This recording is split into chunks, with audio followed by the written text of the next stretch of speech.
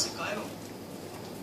만약 외국인이 저한테 다가와서 독도가 왜 한국 땅입니까? 라고 물어보시면 저는 정말 어떻게 말할지 진짜 막막해집니다.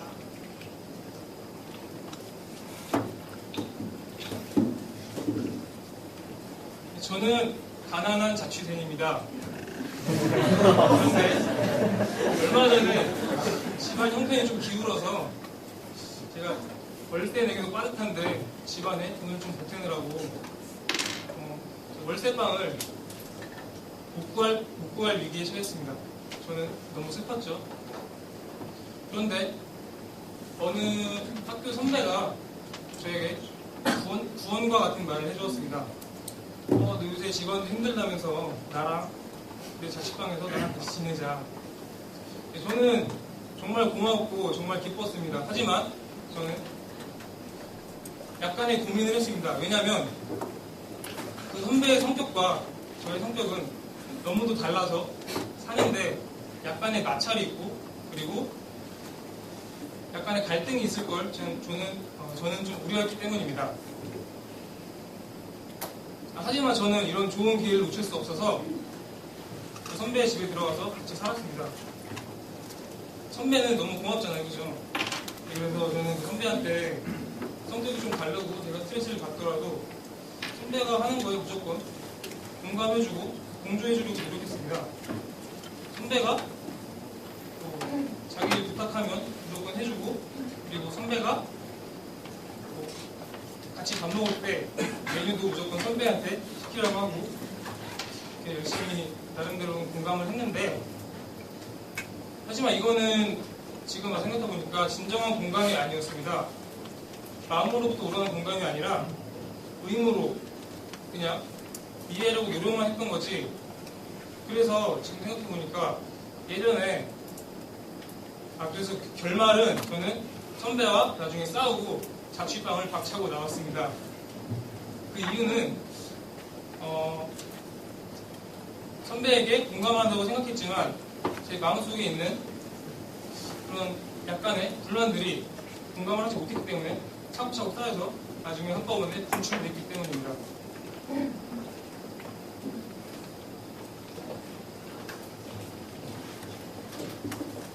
네, 우리는 일상생활을 살면서 누구나 한 번쯤은 동조를 한 적이 있을 것입니다.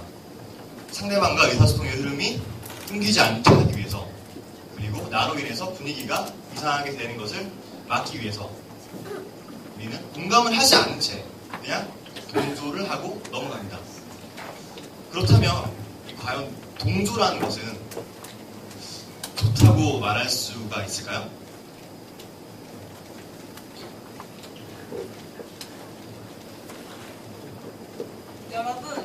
여러분은 한 번쯤 사이코패스에 대해서 들어보셨을 것입니다.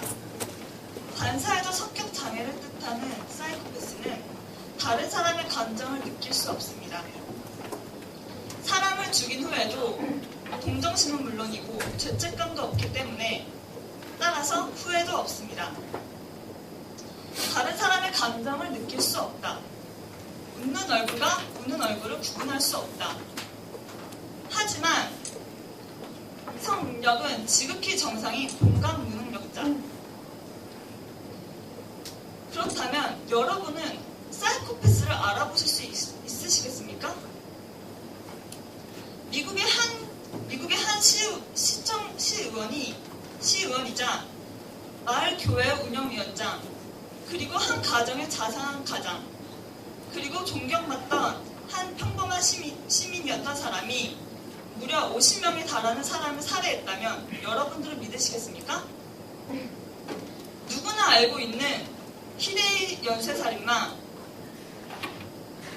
전형적인 사이코패스인 이영철은 기자회견 중에 죄송합니다 라고 말을 하고 난 뒤 뒤돌아서서 배고프니까 짜장면 좀 시켜주세요 하고 말했다고 합니다. 그런데 그는 그런 상황에서 죄송합니다 라고 말해야 되는 것을 알고 있었기 때문에 그렇게 행동한 것입니다. 그들이 범죄를 저지르기 전까지 우리는 그들이 범죄자인지 연쇄살인범인지 또는 사이코패스인지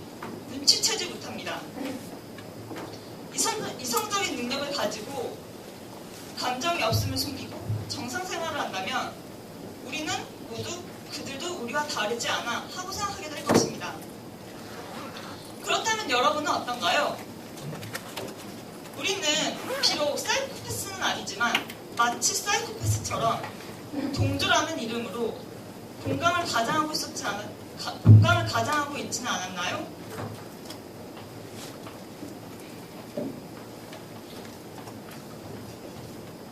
예, 앞서 말씀드렸던 우리가 공감이라고 생각했던 수많은 감정들이 과연 진정한 공감일까요?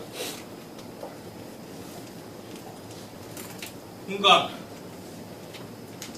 거기에 공감은 비어있는 감정입니다. 헛된 감정입니다. 공감하지 않는데 동조하는 것입니다. 우리는 왜 그러한 공감을 할까요? 우리는 어떻게 그러한 공감을 하고 그러한 공감을 한 이유는 무엇일까요?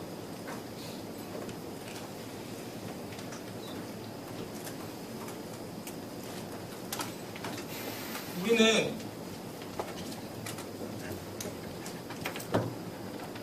남의 의견에 정확히 아는 것도 없이 무조건 동조하거나 아니면 자기는 그렇게 생각하지 않는데 대세니까 누구나 그렇게 하니까 일단 공감을 하려고 노력해 보신 적은 없습니까?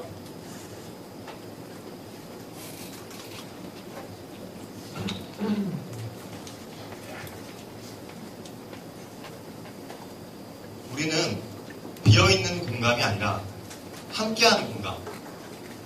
남과 소통하여서 나의 느낌을 그 느낌을 나누는 그런 진정한 공감을 하여야 합니다. 앞에 소개팅에서 저는 어떻게 되었을까요?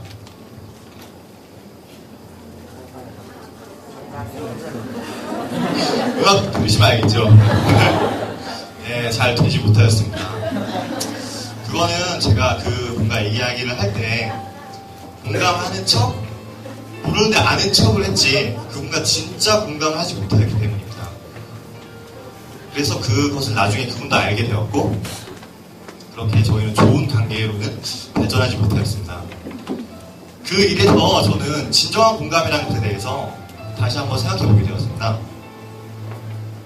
진정한 공감이란 무엇인가요? 제가 얼마 전에 TV에서 이런 이야기를 들었습니다. 엄마가 있고 아기가 있습니다. 근데 엄마가 만약에 아픈 척을 합니다. 다친 척을 합니다. 그러면은 아기가 엄마가 아파하는 것을 보고 눈물을 흘린다고 합니다. 의사소통을 할 줄 못하는 아기는 엄마가 아파하는 것을 보면서 눈물을 흘렸습니다. 그런 깊은 공감을 느끼고 있다는 것입니다. 아기보다 더 자라난 우리는 과연 그 깊은 공감을 느끼고 있을까요? 우리가 아침에 일어나서 학교를 가고 친구들을 만나고 수업을 듣습니다. 그때 우리가 귀찮아서 아니면은 다른 할 일이 있어서 관심이 없어서 그들의 목소리를 제대로 듣지 않고 이야기하지 않고 있는지, 혹은 그로 인해 내가 상처받은 적은 없습니다. 우리가 지금까지 하고 있던 공감에 대해서 다시 한번 생각해보고 진정으로 함께하는 공감을 지금부터 시작할까요? 아니, 시작합시다. 이상 지하철 학생이었습니다.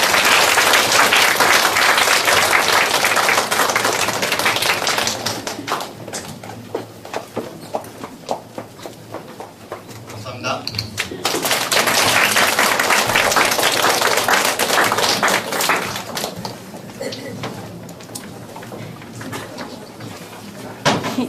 귀여워.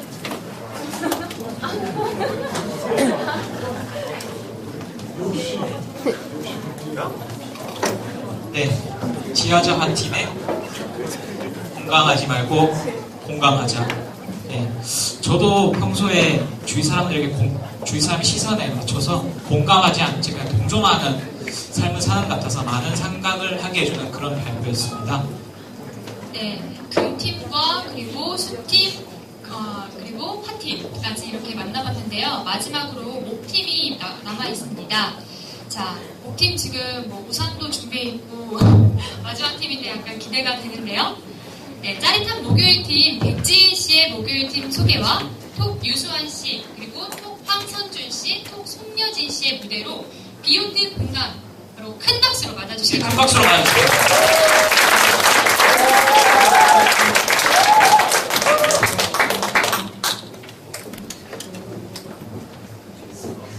귀여워. 예뻐요.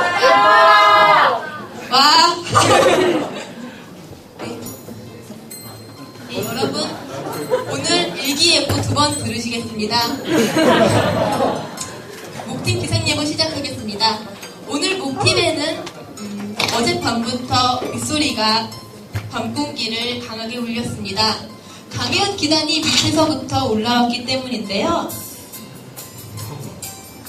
강연 기단이 밑에서부터 올라왔기 때문인데요. 어제 봄비로 목팀엔 정말 봄이 왔습니다. 오늘 아침 동이 트기 전부터 목팀이 우물 트기 위해 소란소란하는 거 들으셨나 모르겠습니다. 선아와 승원이 쪽이 특히 소란소란했는데요. 야, 니 많이 준비했나? 나 하나도 못했다. 우리 목팀에서는 언제나 들을 수 있는 정겨운 풍경입니다. 네. 이제 본격적으로 목팀의 발표가 시작합니다. 우리 미선이가 아나운서 뺨치는 목소리로 발표의 장을 열고요. 우리 서경이가 그 뒤를 이어 앙증맞은 발표를 합니다. 우리 민규 씨는 언제나 그렇듯 해박한 지식과 묘사력 그리고 끝장나는 목소리로 좌중을 압도하네요. 아, 우리 수환 씨는 큐카드를 손에 들자 특기인 폭풍 제스처를 또다시 하기 시작합니다.